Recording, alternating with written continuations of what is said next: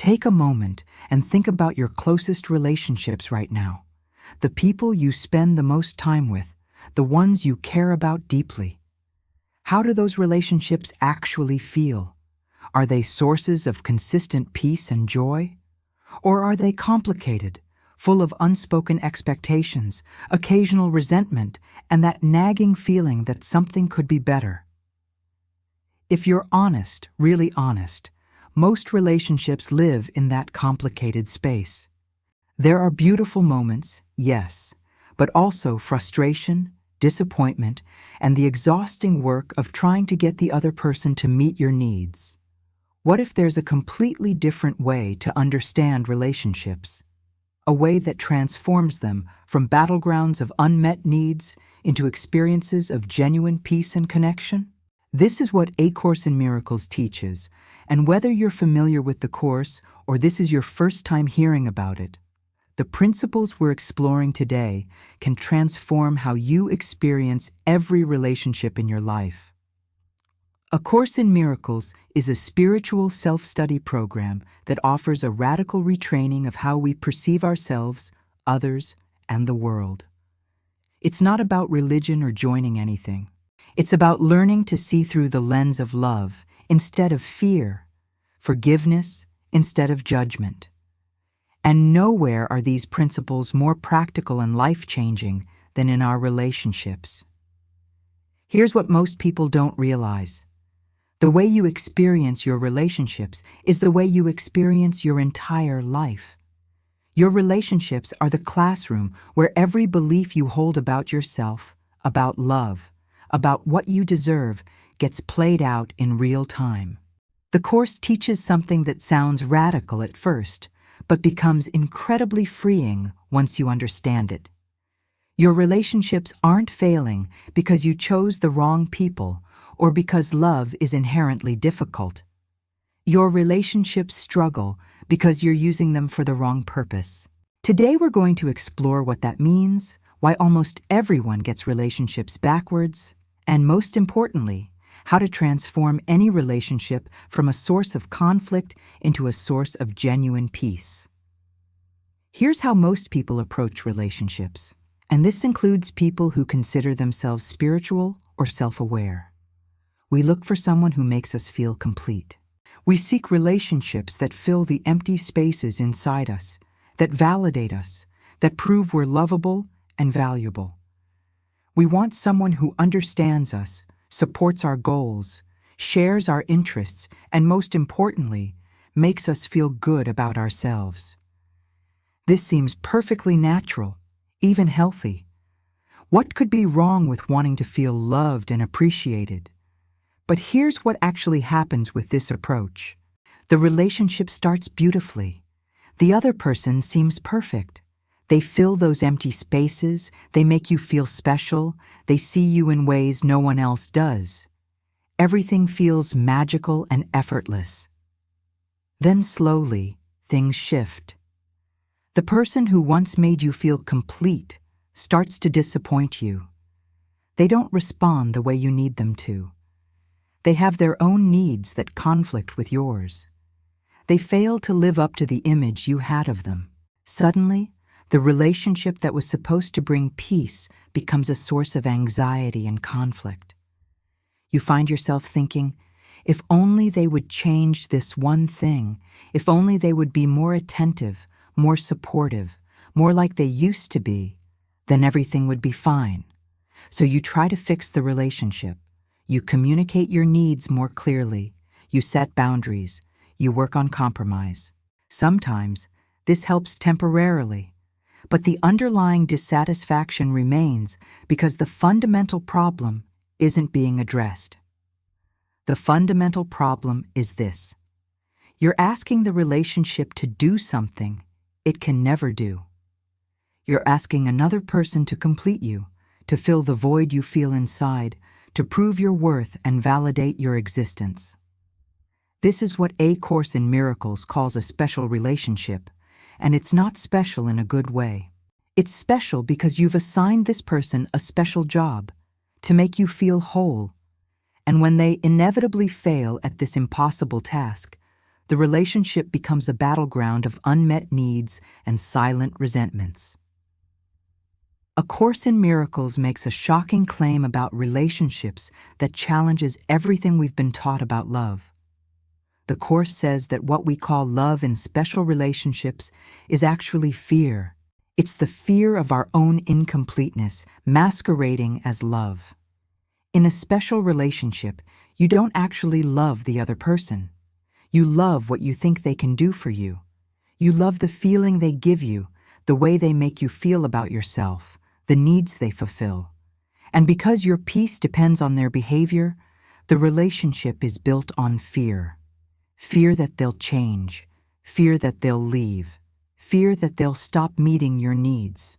The Course explains that we enter relationships with a fundamental misunderstanding about what we lack. We feel incomplete, empty, not enough on our own. We believe something is missing, and we look to another person to provide it. But here's the truth that changes everything. You're not incomplete. You were created whole, perfect, and utterly loved by God. Nothing is missing. Nothing needs to be filled. The emptiness you feel isn't real. It's the result of forgetting what you truly are. When you look for another person to complete you, you're reinforcing the belief in your own incompleteness. You're making the other person responsible for your peace, which means you've given away your power and set up the relationship to fail. The Course offers a completely different purpose for relationships. Instead of using relationships to get something you think you lack, you use them to remember what you already have. This is what the Course calls a holy relationship. In a holy relationship, you don't come together to fill each other's emptiness. You come together to remember your shared wholeness. The purpose shifts from getting to giving, from taking to extending. You're not asking, what can this person do for me? You're asking, how can this relationship serve love? Here's what this looks like practically. In a special relationship, you need the other person to behave a certain way for you to be happy. In a holy relationship, your happiness comes from your connection with God, and you extend that happiness to the other person regardless of their behavior. In a special relationship, the other person's flaws and mistakes threaten your peace. In a holy relationship, their flaws and mistakes become opportunities for you to practice forgiveness and see beyond appearances to the truth of who they really are. In a special relationship, conflict means something is wrong with the relationship. In a holy relationship, conflict is a signal that you've forgotten the relationship's true purpose and need to return to it. The transformation from special to holy doesn't mean the relationship becomes perfect or conflict-free. It means the purpose changes, and when the purpose changes, everything changes. So how do you actually transform your relationships using these principles? Start with this foundational shift. Stop asking your relationships to make you happy and start using your relationships to extend the happiness that's already within you. This isn't about denying your needs or becoming a doormat. It's about recognizing that your fundamental need for wholeness, love, and peace can only be met by reconnecting with your source, not by managing another person's behavior. Here's a practical exercise. Think of a relationship that's currently difficult or frustrating. Notice what you want from that person. Maybe you want them to be more appreciative, more present, more understanding, more responsible.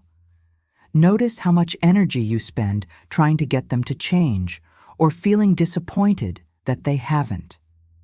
Now, ask yourself this question. What if this person's purpose in my life isn't to meet those needs? What if their purpose is to show me where I'm still looking outside myself for peace?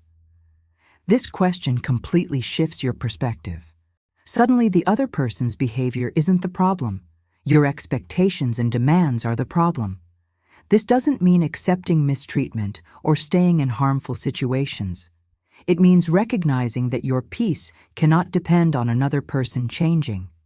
The second practical step is practicing what the Course calls the holy instant in your relationships.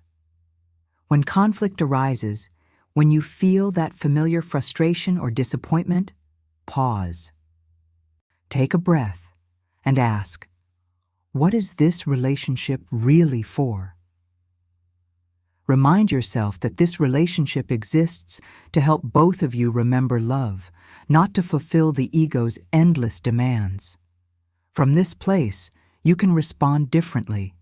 Instead of attacking or withdrawing, you can choose to see the situation as a call for love, either from them or from yourself.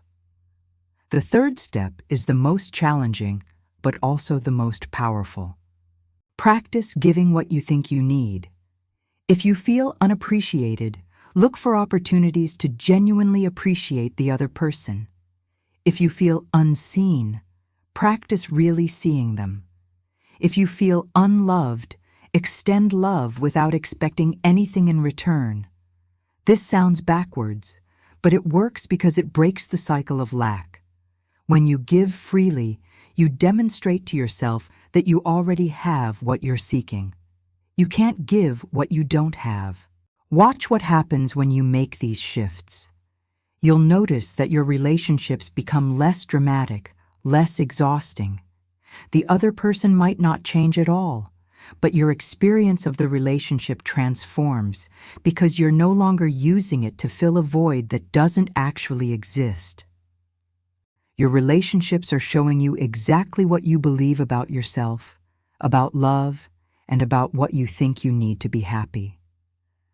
Every conflict, every disappointment, every moment of frustration is actually a gift, an opportunity to see where you're still believing in lack and separation instead of wholeness and unity. The Course isn't asking you to settle for less in your relationships. It's inviting you to experience something far greater than the special relationship's conditional love. It's inviting you to experience relationships where your peace doesn't depend on the other person's behavior, where love flows freely without demands or conditions, where conflict becomes an opportunity for healing instead of a threat to your happiness. This transformation doesn't happen overnight, and it doesn't happen perfectly. You'll forget the holy purpose. You'll fall back into old patterns of demands and expectations. That's completely normal.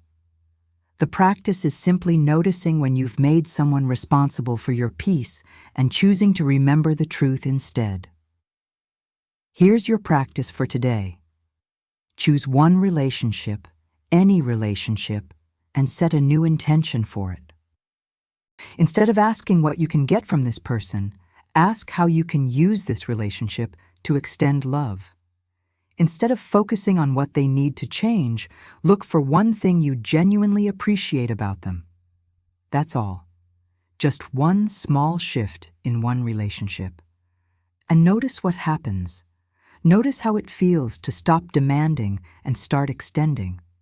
Notice the relief of releasing someone from the impossible job of completing you. If this message spoke to you, share it with someone who might benefit from seeing their relationships differently. And remember, every relationship is an opportunity to choose love over fear, extension over lack, and peace over conflict. The choice is always yours. Thank you.